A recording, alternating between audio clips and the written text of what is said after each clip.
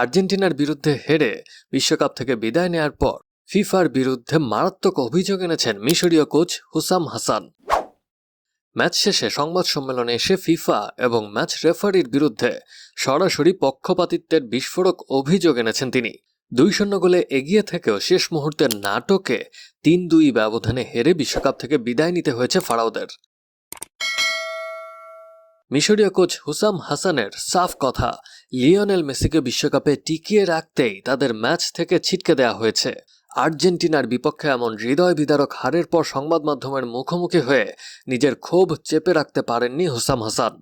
তিনি বলেন, আমরা বর্তমান বিশ্ব চ্যাম্পিয়নদের চেয়ে সব বিভাগেই সেরা ফুটবল খেলেছি, কিন্তু মাঠের ভেতরের কিছু সিদ্ধান্ত এবং মাঠের বাইরের অদৃশ্য কিছু প্রভাব ম্যাচের ফলাফল বদলে দিয়েছে। হয়তো তারা চেয়েছিল বিশ্ব চ্যাম্পিয়নরা এই প্রতিযোগিতায় টিকে থাকুক, হয়তো তারা চেয়েছিল লিওনেল মেসি যেন বিশ্বকাপ থেকে ছিটকে না যান। মিশরীয় শিবিরের মূল ক্ষোভ ফরাসি রেফারি ফ্রাসুয়া লেতেক্সিয়ারের কিছু বিতর্কিত সিদ্ধান্ত নিয়ে।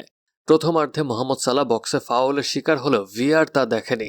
উল্টো দ্বিতীয়ার্ধে জিকর করা দুর্দান্ত গোলটি ভিআর এর সাহায্যে বাতিল করা হয়। নাটকের এখানেই শেষ নয়। ম্যাচের ইনজুরি টাইমে অ্যাঞ্জো ফার্নান্দেজের জয়সূচক গোলের ঠিক আগ মুহূর্তে মাঝ মাঠে মিশরের এক খেলোয়াড়ের জার্সি টেনে ধরেছিলেন আর্জেন্টিনার অ্যালেক্সিস ম্যাকালিস্টার, কিন্তু রেফারি বা ভিএআর কেউ সেই ফাউলটি আমলে নেয়নি।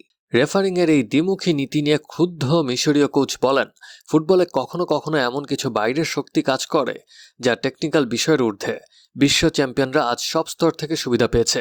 আমরা শুরু থেকেই এই ফরাসি রেফারির নিয়োগ নিয়ে আপত্তি জানিয়েছিলাম।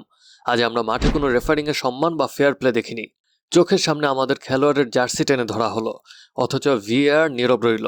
বাস্তব জীবনটাই হয়তো বৈষম্যমূলক, কিন্তু খেলাধুলাতেও কেন এমন অন্যায় হবে?